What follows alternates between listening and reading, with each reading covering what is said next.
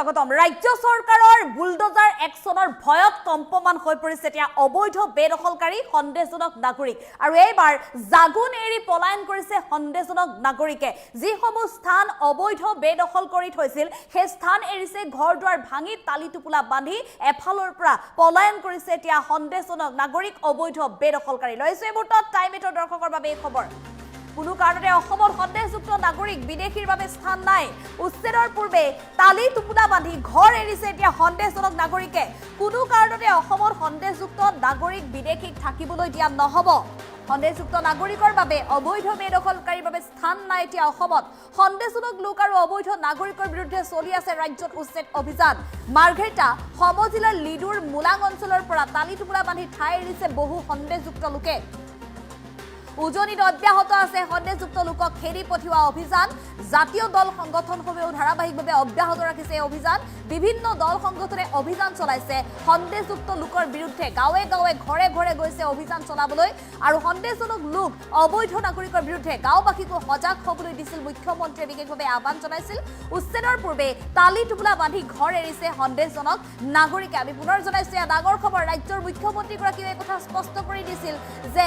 মাৰ্ঘেৰিটাতো চলিব উচ্ছেদ মাৰ্ঘেৰিটাৰ কোন কোন প্ৰান্তত অবৈধ বেদখলকাৰী আছে সেই তথ্য এতিয়া ৰাজ্য চৰকাৰৰ হাতত তালিকা আছে গতিকে সেই তালিকা মতে মাৰ্ঘেৰিটাতো শীঘ্ৰেই চলিব উচ্ছেদ অভিযান এই কথা ৰাজ্য চৰকাৰৰ মুখ্যমন্ত্ৰী ডক্টৰ হিমন্ত বিশ্ব শৰ্মাই স্পষ্ট কৰি দিয়াৰ পিছতে বুকু কপি উঠিছে এতিয়া অবৈধ বেদখলকাৰী যিসমূহ চৰকাৰী বনভূমি দখল কৰি আছিল অবৈধ বেদখলকাৰীয়ে জাগুনৰ বিভিন্ন প্ৰান্তত মাৰ্ঘেৰিটাৰ বিভিন্ন প্ৰান্তত সেই স্থানসমূহ এৰি এতিয়া পলায়ন কৰিছে সন্দেহজনক নাগৰিকে মুখ্যমন্ত্ৰীৰ স্পষ্ট মন্তব্যৰ পিছতে এফালৰ পৰা ঘৰ দুৱাৰ টিন পাত ভাঙি ঘৰ দুৱাৰ ভাঙি তালি টুপুলা সামৰি সন্দেহজনক নাগৰিকে নিশাটোৰ ভিতৰতে ঘৰ দুৱাৰ খালী কৰিছে আৰু ইয়াত দেখিবলৈ পোৱা গৈছে এই লিডুৰ যি মুলাং অঞ্চল এই মুলাং অঞ্চলত বছৰ বছৰ ধৰি একাংশ অবৈধ বেদখলকাৰীয়ে ভূমি দখল কৰি আহিছিল আৰু এই অবৈধ বেদখলকাৰীৰ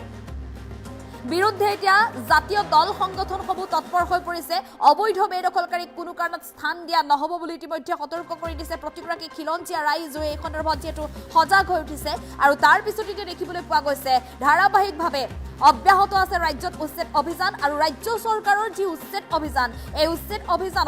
অভিযান দেখি বুকু কপিছে অবৈধ বেদখলকাৰী বিশেষকৈ বুলডোজাৰ একশন দেখি বুকু কপিছে এতিয়া অবৈধ বেদখলকাৰী মাৰ্ঘেৰিটাতো শীঘ্ৰেই চলিব উচ্ছেদ অভিযান মাৰ্ঘেৰিটাৰ সমজিলাৰ লিডুৰ মুলাং অঞ্চলত যিসকল অবৈধ বেদখলকাৰীয়ে বছৰ বছৰ ধৰি বসবাস কৰি আহিছিল চৰকাৰী ভূমি দখল কৰি বনভূমি দখল কৰি যি অবৈধ বেদখলকাৰীয়ে ঘৰ দুৱাৰ বনাই আহিছিল সেই ঘৰ দুৱাৰ এতিয়া নিশাটোৰ ভিতৰতে ভাঙি পেলাইছে সন্দেহজনক নাগৰিকে আৰু নিশাটোৰ ভিতৰতে ঘৰ দুৱাৰ ভাঙি তালি টুপুলা সামৰি টিন পাত অন্যান্য বয় বস্তু সকলো গাড়ীত বুজাই কৰি অন্য স্থানলৈ ঢাপলি মেলিছে আৰু ইয়াত দৃশ্যাংশ মন কৰক মাৰ্ঘেৰিটাত শীঘ্ৰেই অবৈধ বেদখলকাৰী বাসগৃহত উচ্ছেদ চলিব বুলি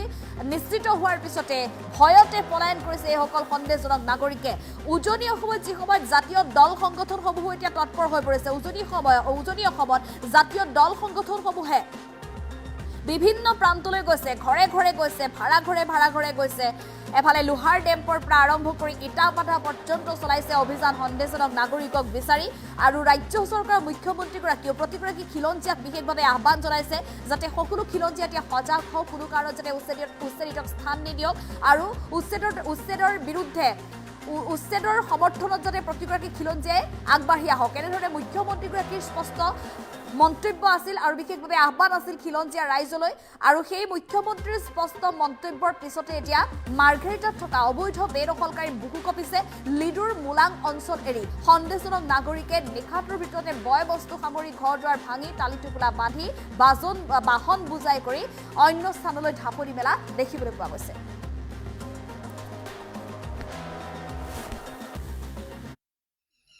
আমি অসম জাতীয়তাবাদী যুৱ ছাত্ৰ পৰিষদে মাৰ্ঘেৰিটা বিধানসভা সমষ্টিৰ অন্তৰ্গত যিসমূহ আচলতে চৰকাৰী ভূমি বেদখল হৈ আছে আৰু বিভিন্ন ঠাইত আচলতে সন্দেহযুক্ত যি বাংলাদেশী নাগৰিক আচলতে বসতি স্থাপন কৰিছে তাৰ বিৰুদ্ধে অসম জাতীয়তাবাদী যুৱ ছাত্ৰ পৰিষদৰ যি আন্দোলন সেই আন্দোলন অব্যাহত আছে সেইদিনাও লিডুত এক বিক্ষোভ কাৰ্যসূচীৰ জৰিয়তে ইয়াৰ তীব্ৰ প্ৰতিবাদ কৰা হৈছিলে আৰু অসমৰ মুখ্যমন্ত্ৰী ডাঙৰীয়ালৈ এখন স্মাৰকপত্ৰ প্ৰদান কৰা হৈছিলে। সেই প্ৰতিবাদৰ পিছতেই যে অসম জাতীয়তাবাদী যুৱ ছাত্ৰ পৰিষদে কৈ আহিছে যে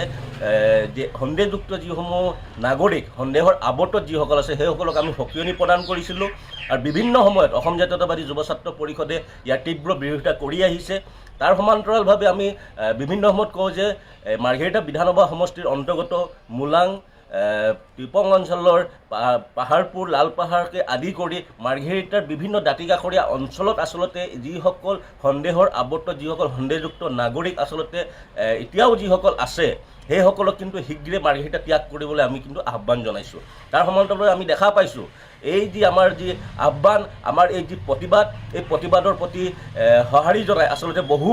এনে যিসকল সন্দেহৰ আৱৰ্তত থকা লোকসকল আচলতে তেখেতসকলে ইয়াৰ পৰা টালি টোপোলা বান্ধি দেখা পৰিলক্ষিত হৈছে। গতিকে আৰু যিসকল আছে সেইসকলকো আমি শীঘ্ৰে মাৰ্ঘেৰিটা ত্যাগ কৰিবলৈ সন্দেহযুক্ত নাগৰিকসকলক আমি সকীয়াই দিছোঁ। অন্যথাই কিন্তু অসম জাতীয়তাবাদী যুৱ ছাত্ৰ পৰিষদৰ যি গণতান্ত্ৰিক আন্দোলন, এই আন্দোলন কিন্তু তীব্ৰতৰ ৰূপ ধাৰণ কৰিব।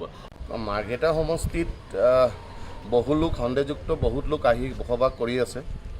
ধৰক আমাৰ কয়লা কাম হয় বা বেলেগ ইণ্ডাষ্ট্ৰী কামত লৈ সন্দেহযুক্ত ব্যক্তি আজি 7-10 বছৰৰ পৰা ইয়াত আহি বসবাস কৰি আছে। আমাৰ সন্মানীয় জিতেন দত্ত সেইদিনা আহি মোলাঙত আমাক দল সংগঠনক কৈ গৈছে যে আপোনালোকে অতি সোনকালে মোলাং বা আমাৰ মোলাঙৰ বা মাৰ্ঘেৰিটাৰ অঞ্চলৰ বসবাস কৰা যিসকল সন্দেহযুক্ত ব্যক্তি হ'ল অতি সোনকালে মাৰ্ঘেৰিটা ত্যাগ কৰি নিজৰ গন্তব্য স্থানলৈ যাব লাগে। কিন্তু আমাৰ ইয়াৰখিনিতে আমাৰ লিডুবাসী ৰাইজ হিচাপত মই নিজে ক'ব বিচাৰিছোঁ যে আপোনালোকে বৰ্তমান যিসকল সন্দেহযুক্ত ব্যক্তি আমাৰ দাঁতিকাষৰীয়া অঞ্চলত বসবাস কৰি আছে, আপোনালোকে বিনম্ৰভাৱে অনুৰোধ থাকিল যে আপোনালোকে 15 আগষ্ট যি টাইমসমূহ বান্ধি দিয়া হৈছে সেই আগত আপোনালোকে ইয়াৰ পৰা আপোনালোকে নিজৰ টালি টোপোলা বান্ধি নিজৰ গন্তব্য স্থানলৈ যাওক আৰু আমাৰ ইয়াৰ শান্তি পৰিস্থিতিটো থাকিবলৈ অনুৰোধ থাকিল। আৰু কিয়নো তেওঁলোকৰ সন্দেহযুক্ত ব্যক্তিসকলে ইয়াত আহি ইয়াত বসবাস কৰি আছে আৰু বহুত ধৰণৰ চুৰি চামতি লৈ পিনে চুৰি হৈ আছে বা যিকোনো 2 নম্বৰী কাম হৈ আছে, তাৰ বাবে তেওঁলোকে জড়িত হৈ আছে আৰু সন্দেহযুক্ত ব্যক্তিসকল ইয়াৰ পৰা নিজৰ স্থানলৈ গৈ তাতে বসবাস কৰিবলৈ অনুৰোধ থাকিল আমাৰ লিডুবাসী ৰাইজ হিচাপত। মোলাঙৰ অঞ্চলৰ পৰা বহু ব্যক্তিসকল টালি টোপোলা বনি গৈছেও আৰু তাৰ বিনিময়ত আমাৰ দল সংগঠনে তাক সহায়ো কৰিছে যে তেওঁলোকৰ তালৈ গন্তব্য স্থানলৈ যাবলৈ যি ভাড়াসমূহ আছে সেইখিনিও দিয়া হৈছে। আৰু যিসকল বৰ্তমানলৈকে তেওঁলোকে টালি টোপলি বন্ধা নাই তেওঁলোকক বিনম্ৰভাৱে অনুৰোধ থাকিল যে আপোনালোকে নিজৰ স্থানলৈ অতি সোনকালে গৈ ইয়াৰ পৰা যাবলৈ অনুৰোধ থাকিল। কিন্তু পিছত আকৌ জিতেন্দ্ৰ ডাঙৰীয়াজনী আহে, কিবা এটা গণ্ডগোল হয়, তাৰ বাবে আমাৰ ৰাইজ আৰু দল সংগঠনে কোনো দায়ী নহ'ব। আমি অসম জাতীয়তাবাদী যুৱ ছাত্ৰ পৰিষদে মাৰ্ঘেৰিটা বিধানসভা সমষ্টিৰ অন্তৰ্গত যিসমূহ আচলতে